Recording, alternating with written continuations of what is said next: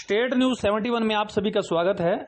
मंदिर मनोकामना के मैदान में चल रही संगीत में श्री राम कथा के 7वें दिवस का शुभारंभ श्री कृष्ण कृपा सेवा समिति के सदस्यों द्वारा किया गया। समिति के अध्यक्ष सचदेव चुग के नेतृत्व में सभी सम्मानित सदस्य कथा स्थल पर पहुंचे और उन्होंने शुभारंभ की कार्रवाई में भाग लिया। महासचिव सुधीर बल्ला, सुभाष शर्मा, वजीर चंद, धर्मपाल सैनी, नरेश बख्शी, गोपाल सिंह, अश्विनी शर्मा एवं धर्मपाल सैनी सहित अनेकों अन्य सदस्य इस अवसर पर मौजूद थे और उन्होंने शुभारंभ की कार्रवाई को संपन्न करवाया। आइए शुभारंभ की कार्रवाई देखते हैं और साथ ही 7वें दिवस की कथा का आनंद लेते हैं। दिनेश अग्रवाल जी अपने समाज सेवी हैं और भारत विकास परिषद के सम्मानित सदस्य हैं। आइए बहन जी, आप भी आइए। और सबसे पहले व्यासपीठ पर विराजमान संत जी को, कुलसन जी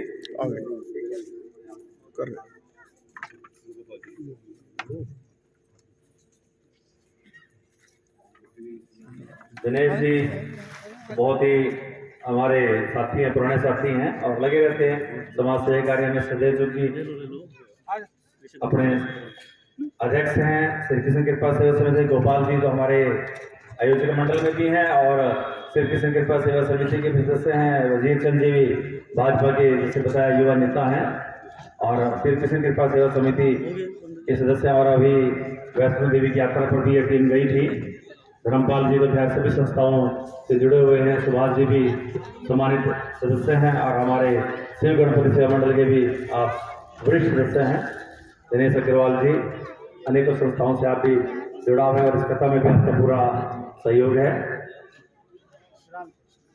और साथ ही में हमारी दो बहनें आज महाराज जी का सानिध्य, मार्गदर्शन, आशीर्वाद प्राप्त करने के लिए यहाँ पर आए हैं। का भी आभार व्यक्त करता हूँ और अब विलंब न करते हुए निवेदन करूंगा श्री सचदेव जी से अपनी टीम के साथ दीप प्रज्वलन की कार्रवाई आरंभ करें। साथ ही दिनेश अग्रवाल जी आप भी आए, आ जाए।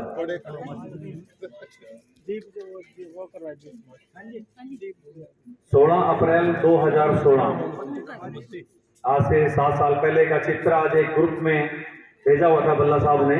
यही श्री कृष्ण कृपा सेवा समिति की पूरी टीम 16 अप्रैल 2016 को यहाँ आई हुई थी।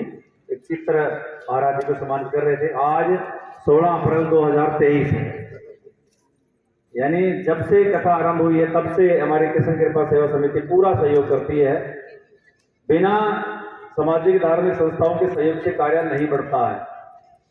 कई लोग बीच में कह देते हैं कि भाई समय खराब होता है, लेकिन समय ही इनसे संभलता है। वरना कौन सी ऐसी चीज है जो आज बिना पैसे के बाजार में मिल पाती है।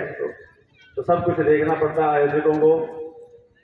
अगर ऐसे ही काम चले तो चलता नहीं है, तो ये सारी औपचारिकताएं करनी पड़ती हैं और प्रत्येक आयोजन में ये होती हैं। बहुत बहुत धन्यवाद पूरी टीम का।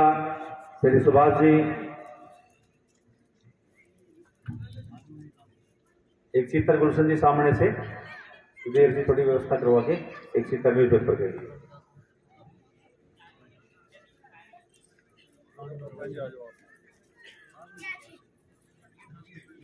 बहुत बहुत हम आप दोनों का आभार। बोलिए जय श्री राम, श्री राम। कोई शब्द क्या अपनी समिति की तरफ से 2 शब्द जरूर चाहूंगा मैं।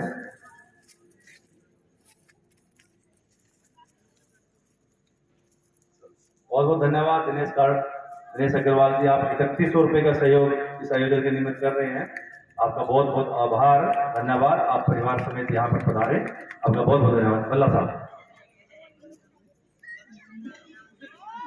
व्यासपीठ पर विराजमान आदरणीय अंतर्राष्ट्रीय बाल संत पुष्प मुरारी जी एवं हमारे बहुत ही आदरणीय महाराज श्री राजेंद्र प्रसाद जी एवं इस राम कथा के आयोजक श्री शिव गणपति सेवा मंडल और आज की इस 7वें दिवस पर उपस्थित मेरे भाइयों एवं मातृशक्ति एक बार मेरे साथ मिलकर बोलेंगे जय श्री राम, जय श्री राम, जय श्री राम। जय श्री राम।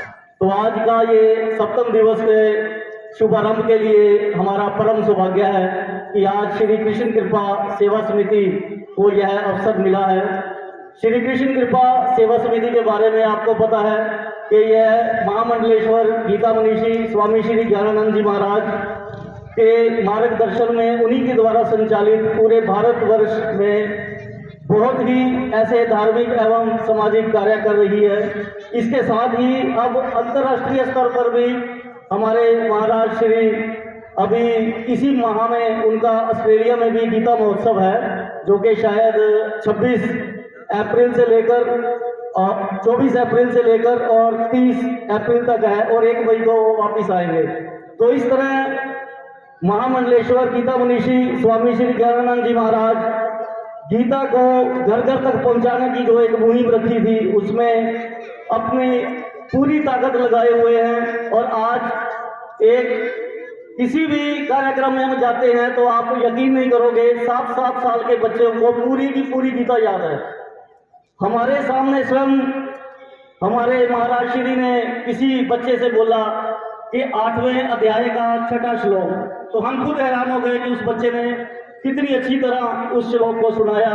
तो यह सब परम पूज्य गुरुदेव की एक ऐसी कृपा है जो कि घर घर तक गीता पहुंचाने के लिए अपना कार्य कर रही है। तो आज हमारे साथ श्री कृष्ण कृपा सेवा समिति के अध्यक्ष श्री सतदेव जी चुग एवं हमारे मुख्य सलाहकार सुभाष शर्मा जी और हमारे सलाहकार गोपाल सिंह जी एवं श्री कृष्ण कृपा परिवार से जुड़े ही अभी हमारे साथ वैष्णो देवी में भी गए हमारे भाई भाजपा के वरिष्ठ नेता वजीर चंद जी। आज सभी बहुत ही सौभाग्यशाली हैं जो कि सप्तम दिवस के शुभारंभ में इन्होंने आकर अपनी भागीदारी की। तो अब ज्यादा समय ना लेता हुआ आप सभी को एक बार फिर जय श्री राम, जय श्री कृष्ण।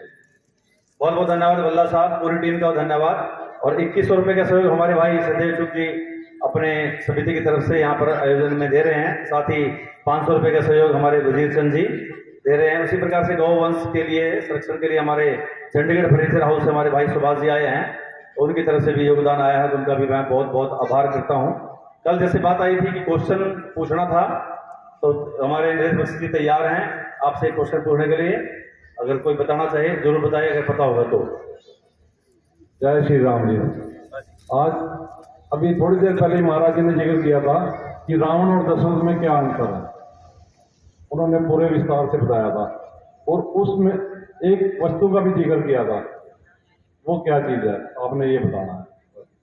अभी 9:30 बजे इन्होंने, मैं टाइम भी दे रहा, 9:30 बजे बात बताई कि रावण और दशरथ में क्या अंतर है, और उसमें एक वस्तु का जिक्र किया गया था, वो क्या है।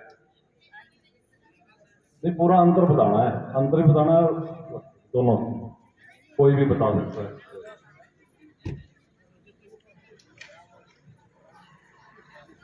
ये कल भी विनती की गई थी कि कथा को ध्यान से सुनिए, तभी फायदा यहाँ आने का। जो ऐसे ही बातें मारते रहे फिर तो कोई फायदा नहीं। कोई चीज देख कर रावण क्या कहता है और दशरथ क्या क्या सोचता है, ये अंतर बताना, इससे पता लगेगा। और थोड़ा हिंट दे दिया, कोई ऐसी चीज वो देखता है तो उसमें दशरथ क्या कह रहा है और रावण क्या कह रहा है। अब तो बिल्कुल आधा सवाल हल कर दिया शर्मा जी ने।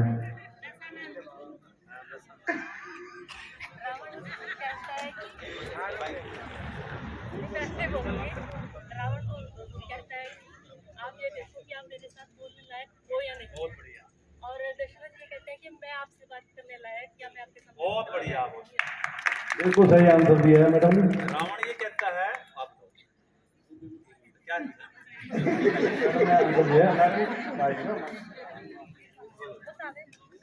बिल्कुल ठीक। हाँ जी, रावण ये कहता है कि आप ये देखो कि आप मेरे से बात करने लायक हो या नहीं, और दशरथ कहता है कि मैं आपसे बात करने लायक हूँ या नहीं। और वो वस्तु भी बता दो ना। वो वस्तु है आईना। बिल्कुल बिल्कुल, बहुत बढ़िया। चलिए, संवाद कि रावण दशरथ देख के कहता है कि भाई मैं किसी से बात करने लायक हूँ या नहीं हूँ, वो देखता है। और रावण कोई मेरे से बात करने लायक, मैं इतना गर्व बताता है, और आईना उसका माध्यम है। बहुत बहुत धन्यवाद। और इनका नाम नोट कर लीजिए कल के लिए।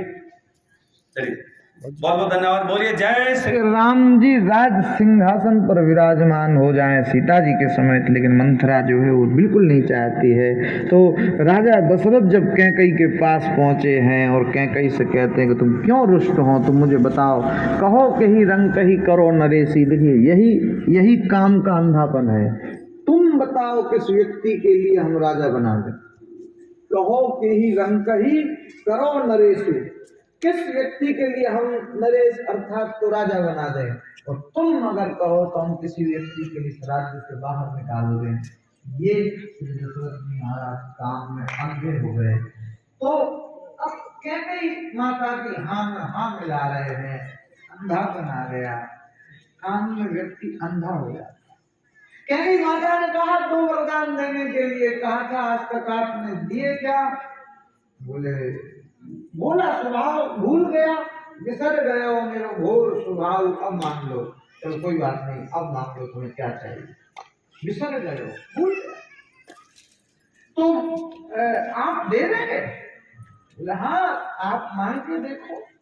बोले राम की शपथ खाइए और खा ली। और जब मांगा गया प्रथम वरदान में तो हम यही चाहते हैं कि दे हुए एक वर भरत ही टीका, मेरे पुत्र भरत के लिए राज सिंहासन दे दिया जाए। ओह बड़े प्रसन्न हो गए श्री दशरथ जी।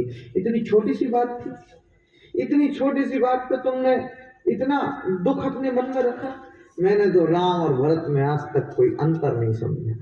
मोरे भरत राम दुई आंख हैं, चाहे दाई आंख का सिंहासन पे बैठे चाहे बाई आंख सिंहासन पे बैठे, कोई ज्यादा विशेष फर्क तो मेरे को नहीं पड़ता है। अच्छी बात है, तुम बताओ दूसरा वरदान मांग लो। अब की बार हाथ को जोड़ लिया, समझिएगा, अब तक हाथ को नहीं जोड़ा, लेकिन मांगहु दूसर वर कर जोरी, दूसरे में हाथ को जोड़ लिया।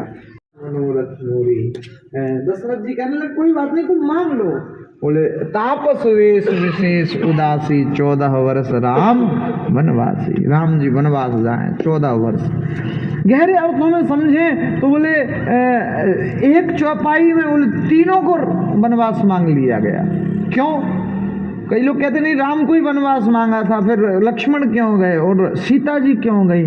नहीं, अगर चौपाई को ध्यान से समझें तो तपस्वियों के वेश में विशेष, जो शेषनाग के ऊपर बैठते हैं, शेषनाग अर्थात तो विष्णु भगवान, विशेष उदासी उनकी जो दासी हैं अर्थात तो श्री सीता जी।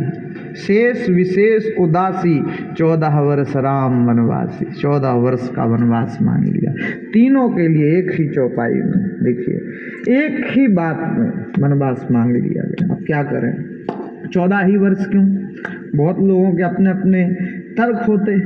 देखिए 2-4 मेरे पास बातें हैं, वो आपके सामने समक्ष रखूंगा।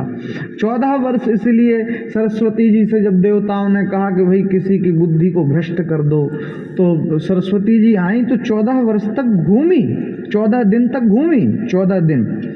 तो कोई ऐसा पात्र नहीं मिल रहा था कि जिसकी बुद्धि के ऊपर बैठ जाए।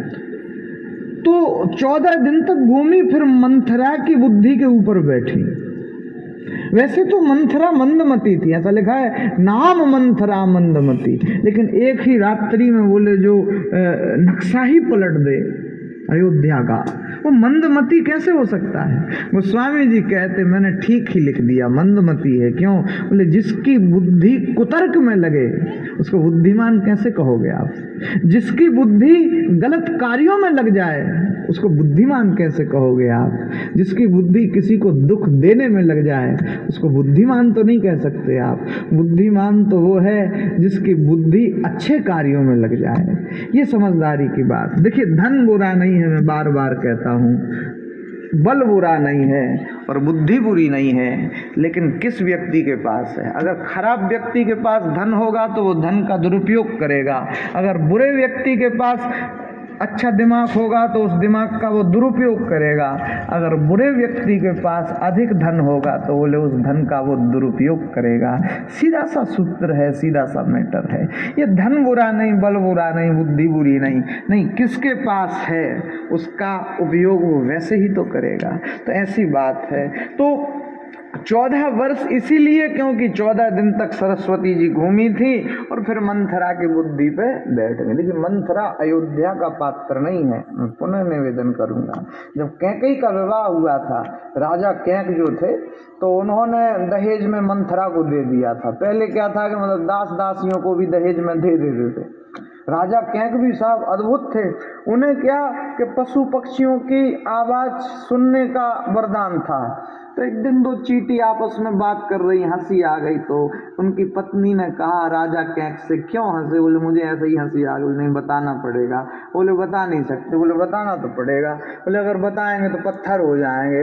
उसने कहा चाहे पत्थर हो जाओ चाहे मिट्टी हो जाओ पर बताओ जरूर क्यों हंसे।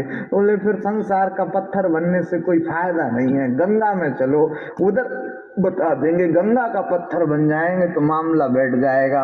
और गंगा में जाकर के जब खड़े हुए और वो दो चींटियों की बात जैसे ही बताई उसी क्षण पत्थर हो गए। श्राप भी था कि तुम अगर ये पशु पक्षियों की भाषा आपस की बातचीत किसी को बताओगे तो उसी क्षण पत्थर हो जाओगे। तो ऐसी घटना घटी थी। तो मैं कथा में से कथा निकल जाती, मैं बार बार विषयांतर हो जाता हूँ। अभी क्या करूँ मैं? तो अब 14 वर्ष की बात ही तो चल रही थी। वही 14 वर्ष इसीलिए 14 दिन तक सरस्वती जी घूमी थी, इस वजह से 14 वर्ष का वनवास मांगा गया।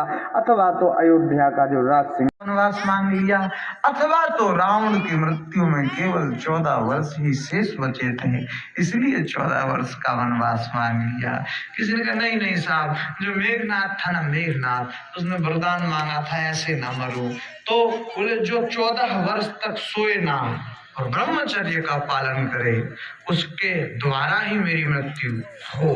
तो लक्ष्मण जी 14 वर्ष तक सोए ही नहीं और बराबर ब्रह्मचर्य का पालन किया 14 वर्ष। तो इस वजह से उसी दिन से ही व्रत को करना शुरू किया। तो आप कुछ भी समझें, बस 14 वर्ष ही रावण की मृत्यु में शेष बचे थे। सारे लोग तो केवल उनके रुख को देख के डर जाते हैं। नरपति रहाई सकल रुख ताके, ऐसे अद्भुत, ऐसे इतने वीर श्री दशरथ। लेकिन जैसे ही सुना कि पत्नी रूठ गई तो उनके पैर आगे नहीं बढ़ते। भय बस अगुण पर ही न पाऊ। कोई कह रहा था ये जो बड़े बड़े ऑफिसर होते हैं उनसे संसार डरता है, ये पत्नी से डरते। बात कहाँ तक सही है मेरे को नहीं पता। कोई बोल रहा था ये जो बड़े बड़े गुंडे होते हैं इनसे दुनिया डरती है, पत्नी से डरते। मेरे को नहीं पता, कोई कह रहा था। इतने बड़े राजा हैं, इतनी पहुंच है, लेकिन जैसे ही सुना कि भाई पत्नी रूठ गई, भय के कारण पैर आगे नहीं बढ़े। संत ने पत्नी का गजब अर्थ लगाया। बोलो पत्नी जो पति के ऊपर तनी रहे, इसीलिए एक और अर्थ लगाया। बोलो हस्बैंड, हंसता हुआ बैंड। एक दिन पति का ना दिमाग खराब हुआ तो उसने पत्नी को खूब पीटा और वो चुप ही नहीं हो रही, रो रही। माताएं रोने में फर्स्ट होती हैं, तो खूब रो रही। तो इसने जाके कहा पागल, जिसको प्रेम करते हैं उसको ही पीटते हैं। तो पत्नी ने अब उठाया डंडा और उसने कहा अभी है मौका, और इतना पीटा, तुम क्या समझते क्या मैं तुमसे कम प्रेम करती हूँ? ये तो थोड़े मैंने आनंद के लिए सुनाया विनोद।